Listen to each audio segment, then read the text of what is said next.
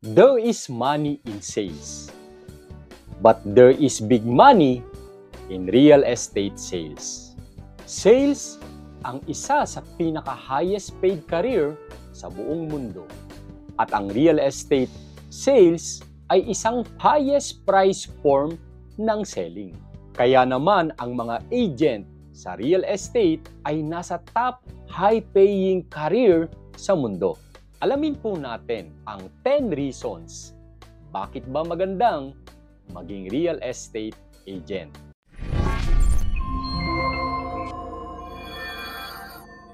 It is not having the right opportunities. It is about handling the opportunities right. Yan ang sabi ni Mark Hunter. Tama nga naman, no? Marami talagang opportunity ang pwedeng dumating sa buhay natin. Pero kapag dumating na ang opportunity, ay kailangan nating i-handle ng maayos ang opportunity na ito. Marami kasi sa atin ay sinasayang natin ang opportunity.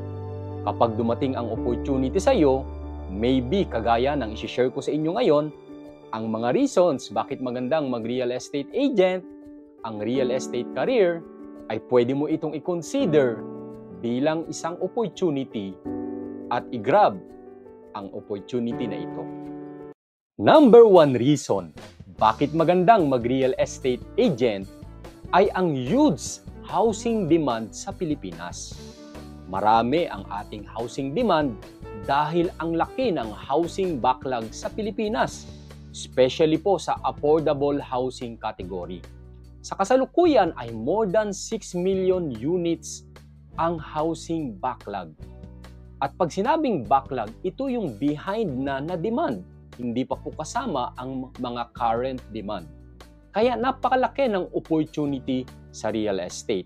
In fact, kapag hindi po na-address ng both private at government ang pabahay, ang housing project, ay lolobo pa po ito by year 2030 ng more than double sa housing demand. Kaya po napakalaki ng opportunity ng ating pagiging real estate agent. Kung titignan po natin ang figures, no, let's say i-convert natin ang 6 million backlog sa housing. Assuming ang average price ng isang bahay ay 1 million, which is ito ay nasa low-cost category na, no? Pagdating po sa mga housing, 6 million times 1 million is 6 trillion. Ganyan po karami ang opportunity pagdating po sa real estate selling. Kung ang average commission rate ng isang ahente ay 3%, 3% ng 6 trillion ay aabot ng 180 billion plus ang kukomisyonin ng mga ahente. Kaya po napakalaki ng pwede mong ika-improve in terms of your financial status kung ikaw ay magiging magaling bilang isang real estate agent. At based sa research, alam nyo ba na ang isang full-time average agent ay pwedeng kumita o kumikita ng 1.5 million per year? At ang isang full-time median agents ay kayang kumita ng more than 2 million a year. At yung talagang mga siniseryoso at ginagalingan ang pagiging ahente ay pwedeng kumita ng more than 4 million a year. So ang laki ng potential na pwede mong kitain sa real estate. Pangalawang reason bakit magandang maging real estate agent ay dahil sa minimum o minimal capital needed.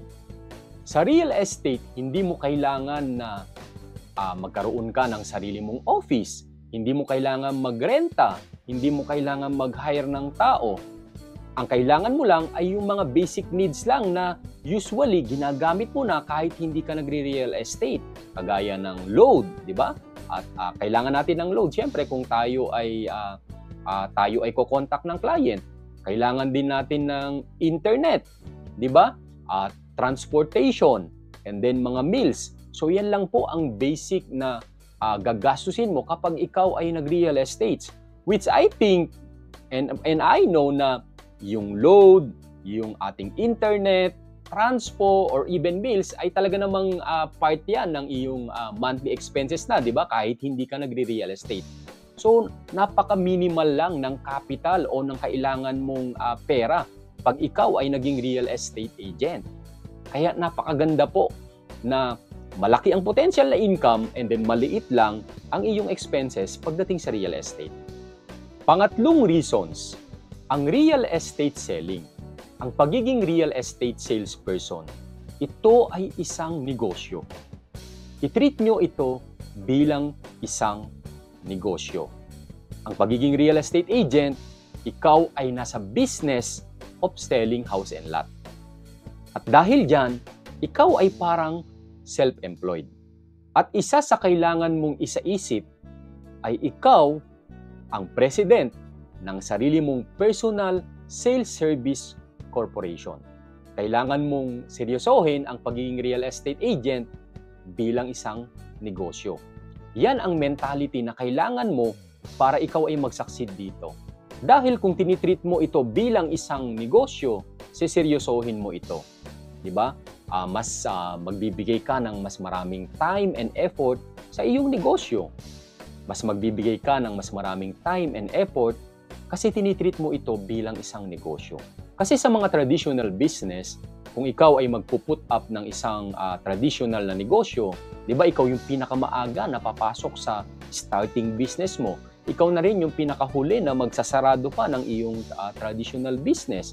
At talagang i-workout mo kung paano mag-generate ng sales at kung paano talaga magiging profitable ang iyong negosyo. Kaya yun po ang dapat nating maging treatment pagdating po sa real estate selling, na i-treat po natin ito bilang ating negosyo.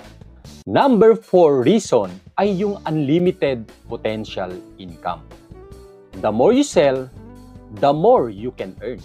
Dito, hindi tayo nililimitahan ng pwede nating kitain. Unlike, of course, syempre kung tayo ay nasa regular job, tayo ay binabayaran based sa ating oras. Which is alam naman natin na very limited ang ating magiging oras o kaya natin sa ating oras. Syempre, limited din ang ating income kapag dating sa ating trabaho. Pero kung tayo ay nasa selling, kagaya ng pagiging real estate salesperson, walang limit ang pwede mong kitain. Kasi the more you sell, the more you can earn, di ba? Mas marami kang mabebenta, which is wala namang maglilimit sa'yo kung ilan yung mabebenta mo, mas marami kang pwedeng kitain.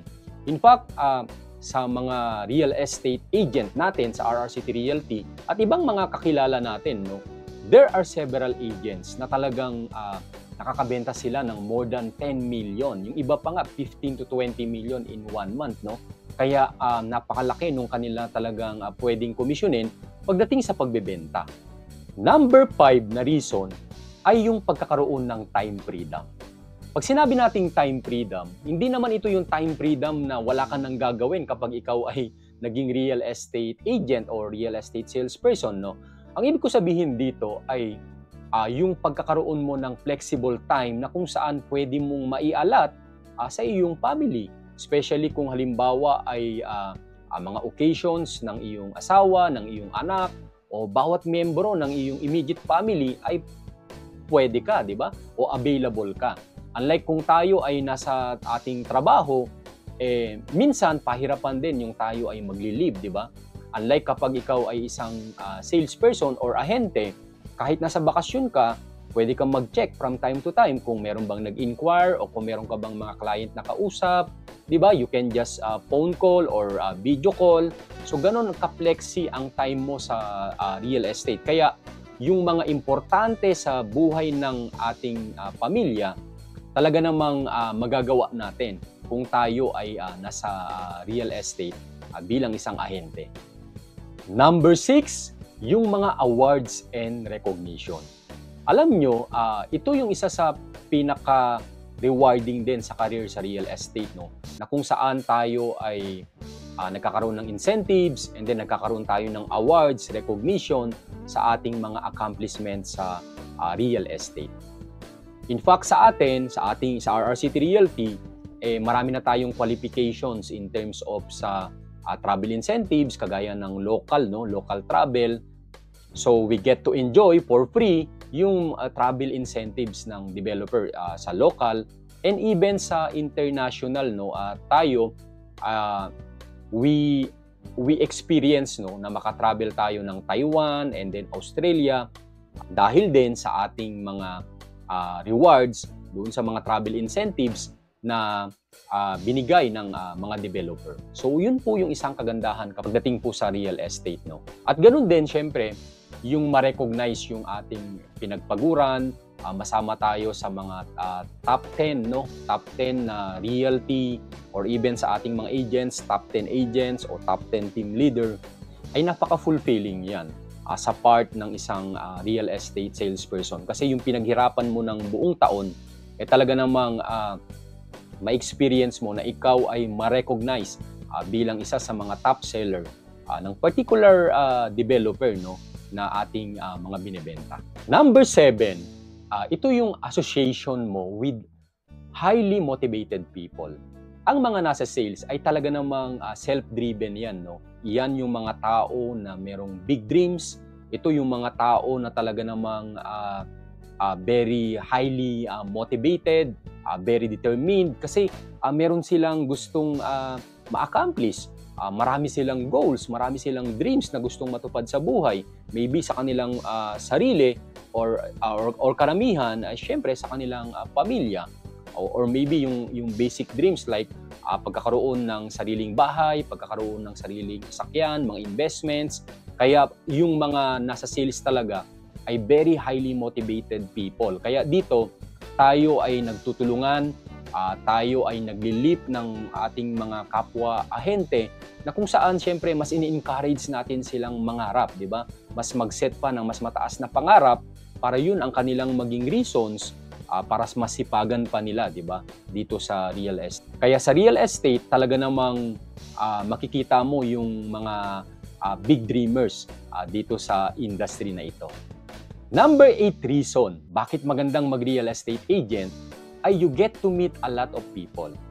Bilang isang ahente, dahil tayo ay constantly na naghahanap tayo ng ating magiging kliyente, ng ating matutulungan ng mga first-time home buyer sa kanilang pag-achieve ng kanilang dream home, iba-iba ang ating mga mamimit na clients. Iba-ibang professions, may mga OFWs, mga locally employed, iba-ibang career. At yun yung mga mamimit natin day to day, either through chats, either face-to-face later on kung sila ay mag-check na ng actual na unit. Yun ang kagandahan dito, no? Mamimit mo yung iba-ibang tao, iba-ibang career, iba-ibang work. So mas magiging wider yung pagkakakilala mo sa iba-ibang clients, no? Na kung saan yung iba talaga namang magiging connections mo na din, no? Talaga namang yung iba ay magiging friends mo na din at magiging part na din ng iyong network. Kaya ito po yung kagandahan kapag tayo ay nasa sales, no? Na araw-araw meron tayong nami-meet na iba-ibang klase ng tao. Number 9 ay masasabi ko ang pre-mentorship. Pagdating sa real estate, libre ang coaching, libre ang training. So meron tayong mga Zoom training, may mga face-to-face training tayo para ma-hone ang iyong skills, ang iyong mindset para ikaw ay ma-ready, 'di ba, sa pagiging real estate agent mo. At constantly tayo ay nag-i-improve din sa pag-attend din natin ng iba-ibang training na kung saan ay pwede nating ma-impart sa ating mga agents yung ating natutunan pagdating sa mga seminars na inattend natin and mga training din na inattend natin. Kaya yung mga basic training ay pinoprovide natin yan sa ating mga ahente at yung ibang mga necessary skills na pwede nating i-share sa ating mga agents ay ginagawa natin yan sa real estate, no? Para may madagdag na matutunan, kaalaman, at mas ma-improve pa yung skills ng isang ahente para mas maging, para gumaling siya, para maging stronger person siya, para dumating yung panahon na siya ay maging top performer din. Kaya sa real estate, selling ko lang din nakita, no, na tayo ay pwedeng magkaroon ng kaalaman ng for free dahil sa ating mga broker, head broker, sa ating mga maybe sa ating mga heads, no.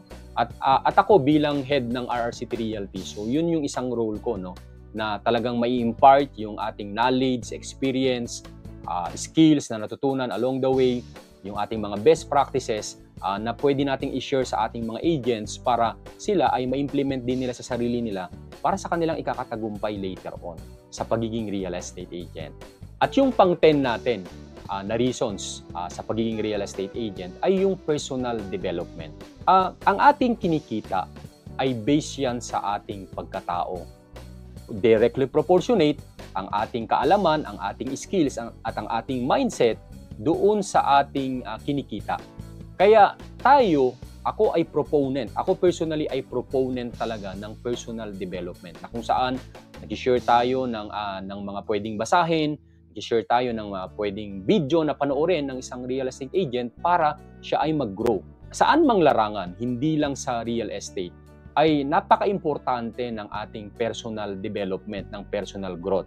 The more we learn, the more we can earn. Mas mabilis mong matutunan yung mga bagay-bagay at mas mabilis mong hinangin yung mind, di ba? Mas magkakaroon ka ng mga ideas, mas magkakaroon ka ng mga ibang way of thinking na kung saan ay makakatulong sa iyo o makaka-contribute sa iyo sa iyong kakatagumpay sa real estate. Kaya napaka-importante nung personal development na pwedeng ito yung ma-experience mo kapag ikaw ay naging real estate agent. So yan ang 10 reasons bakit magandang maging real estate agent. Kung nakikita mo ang sarili mo na gusto mong maging real estate agent, if ikaw ay at least naka 2 years college, meron kang big dreams at may great attitude, pwede mo kong i-message para simulan ang iyong career sa pagiging real estate agent. Dahil sa RRCT Realty, mga dreams mo'y gawin nating reality.